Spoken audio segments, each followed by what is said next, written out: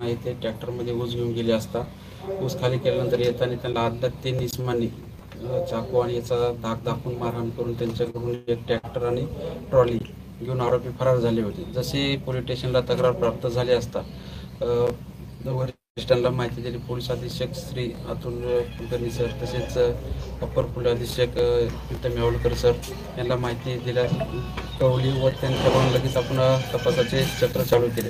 Police स्टेशनचे जे आपले डीपी पथक याचे 3 टीमा तयार करून आपण वेगवेगळ्या ठिकाणी पाठवून सदर त्याच दिवशी आपल्याला त्यातील जे आरोपी आहेत हे माजलगाव दिशेने जाताना आपल्याला माहिती समजल्यावर त्या दिशेने पाठवून आपण त्याच्यातील त्या दिवशी आपण 3 आरोपी आपण अरेस्ट केले व त्या 3 आरोपीकडून आपण एकूण 10 ट्रॅक्टर जप्त केले। ते 10 ट्रॅक्टर एकूण 55,65,000ची किंमत मूळ किंमत आहे। तर त्यातील ते 4 ट्रॅक्टर हे बार्शी तालुका पोलीस स्टेशन येथील CR नंबर 7/25 मधला एक आहे। टेंभुर्णी पोलीस स्टेशन येथील 106/2023 मधला आहे। एक ट्रॅक्टर अंबेजोगाई ग्रामीण पोलीस स्टेशन येथील 25/22 मधील आहे व एक ट्रॅक्टर मुदळ PS बागलकोट जिल्हा कर्नाटक येथील पोलीस स्टेशन 97/22 येथील हे 4 ट्रॅक्टरची फिर्याद दाखल आहे। इतर 6 ट्रॅक्टरची आपण माहिती गोळा करत आहोत। तर या तपासामध्ये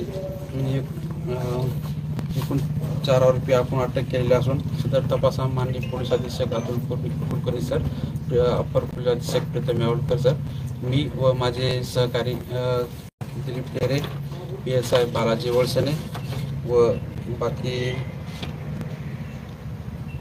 पोलीस स्टेशनचे राजेंद्र मनगुरळे तसेच Subhash Suroshe, Rahul Bondar, Sagar Walke, Utteshwar Jadhav, Akash Kamble, Yuvraj Gaikwad, Nagnath Andhale, Ratan Jadhav cyber police station यांनी सगळ्यांनी चांगली कामगिरी केलेली आहे।